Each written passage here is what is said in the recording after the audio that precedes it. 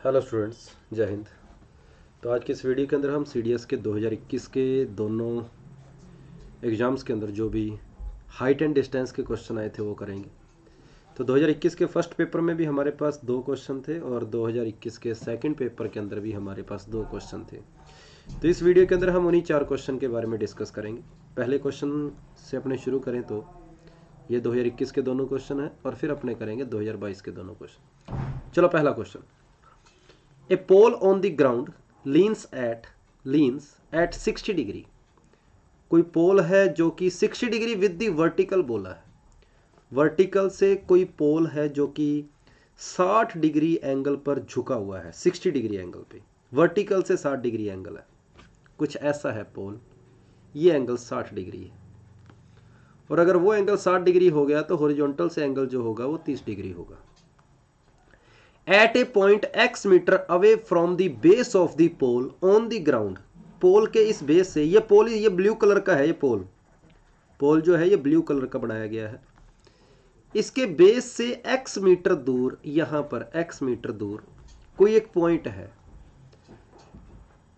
At a point x metre away from the base of the pole on the ground, two halves of the pole subtend the same angle. इस pole के कहता है 2 half कर लो। 2 half मतलब ये मैंने mid point ले लिया, मतलब ये डिस्टेंस और ये डिस्टेंस बराबर है। ये जो दोनों हाफ है ये इस जगह पर सेम एंगल बनाते हैं। मतलब ये हुआ कि यहां से इधर की ओर ये वाली बात,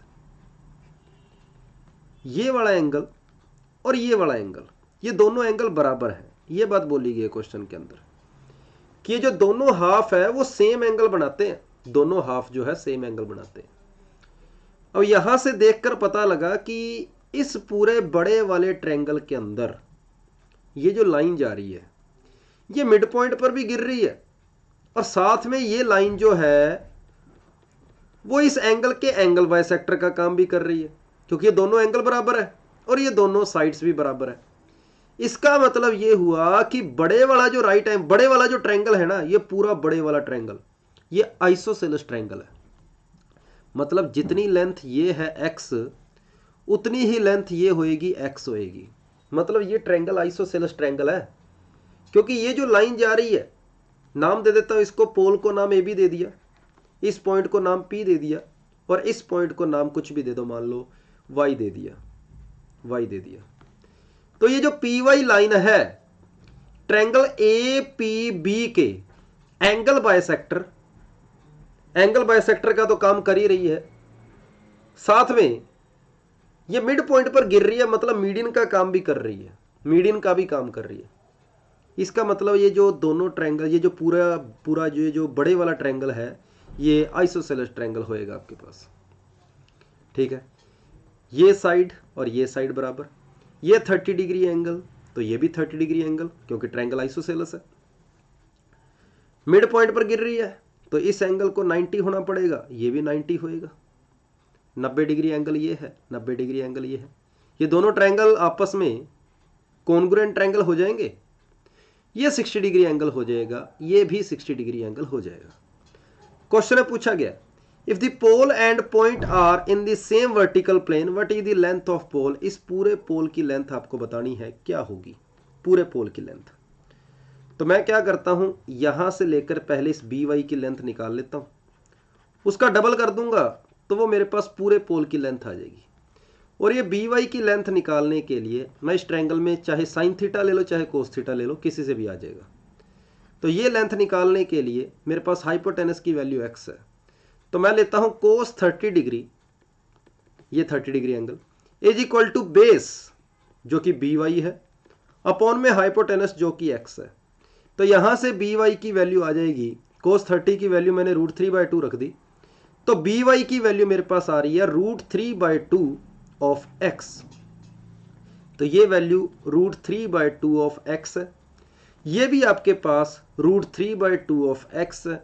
दोनों को आपस में ऐड कर दो और टोटल लेंथ जो पोल की आ जाएगी वो √3x आ जाएगी।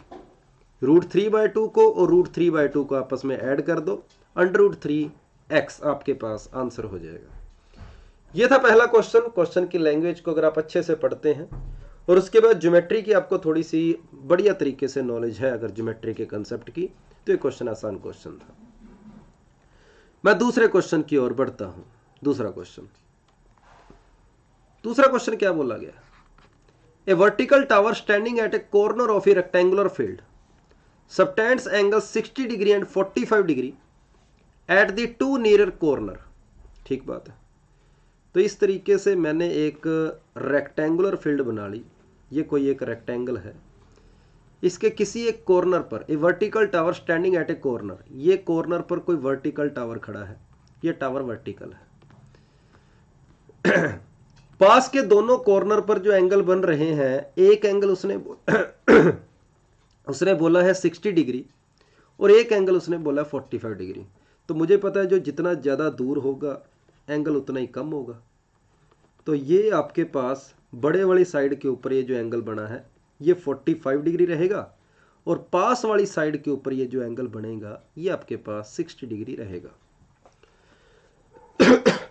ठीक बात है। A vertical tower standing at a corner of a rectangular field subtends angle 60 degree and 45 degree at the two nearer corner.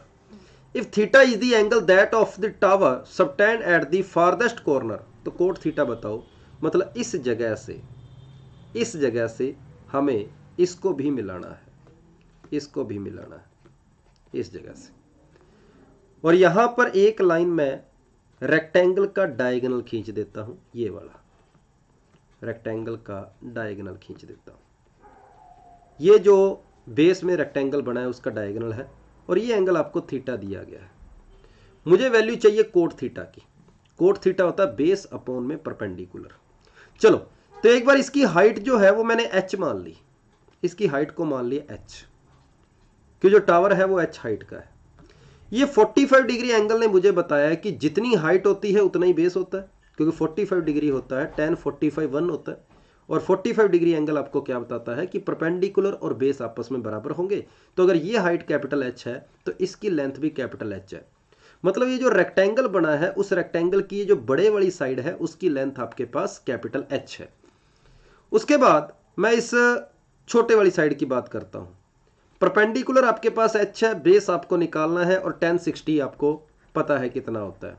तो tan 60 degree equal to H upon में इस बेस की लेंथ, इस बेस को एक बार मैं AB बोल देता हूं, AB की लेंथ। तो यहां से AB की वैल्यू आपके पास आ रही है H बाय में √3 आ रही है। तो इस AB की लेंथ आ गई H बाय √3 आ गई। मतलब ये जो रेक्टेंगल बना है, इस रेक्टेंगल की जो लेंथ है वो H है, और जो इसकी ब्रेड्थ है वो H बाय √3 है। पाइथागोरस लगाकर मैं इसका डायगोनल निकाल लेता हूं, रेक्टेंगल का कितना आएगा, जो कि BD है। तो BD की लेंथ आपके पास आएगी अंडर रूट के अंदर परपेंडिकुलर का स्क्वायर प्लस बेस का स्क्वायर, क्योंकि ये अगर H है तो ये भी H होएगी। और मैं इस नीचे राइट एंगल ट्रायंगल की बात कर रहा हूं, ABD, ट्रायंगल ABD की बात करी है मैंने, ट्रायंगल ABD। इसमें हाइपोटेनस BD की वैल्यू निकालने के लिए परपेंडिकुलर का स्क्वायर और बेस का स्क्वायर किया। तो ये मेरे पास वैल्यू आ रही है 2H बाय में √3 आ रही है। ये BD की वैल्यू आ गई, BD की वैल्यू आ गई 2H बाय √3। मुझे जरूरत है कोट थीटा की, और कोट थीटा होता है बेस अपॉन में परपेंडिकुलर। बेस आपके पास BD है, परपेंडिकुलर ये है पूरा पोल का जो टावर की हाइट है, इसको एक बार K मान लो, तो मैंने इसको BK बोल दिया। तो cot theta is equal to है BD अपॉन में BK। BD की वैल्यू आपको पता है, अभी निकाली है 2H बाय √3। BK की वैल्यू आपको पता है टावर की हाइट है जो कि H है, H से H कैंसिल हो गया और आपका फाइनल आंसर आ गया 2 बाय √3 आ गया। C ऑप्शन आपके पास इस क्वेश्चन का आंसर है। तो बढ़िया क्वेश्चन था ये, थोड़ा सा आपको 3D के अंदर जरूर सोचना पड़ेगा इस क्वेश्चन में, बाकी ये क्वेश्चन बढ़िया क्वेश्चन था। तो ये थे 2021 के फर्स्ट पेपर के दोनों क्वेश्चन, और दोनों क्वेश्चन जो है थोड़े थोड़े अलग कंसेप्ट के आए थे, जो अपने इस हाइट एंड डिस्टेंस चैप्टर के अंदर किया करते हैं उनसे थोड़े से अलग थे। चलो अब चलते हैं 2021 के सेकंड पेपर के दोनों क्वेश्चंस की ओर बढ़ते हैं।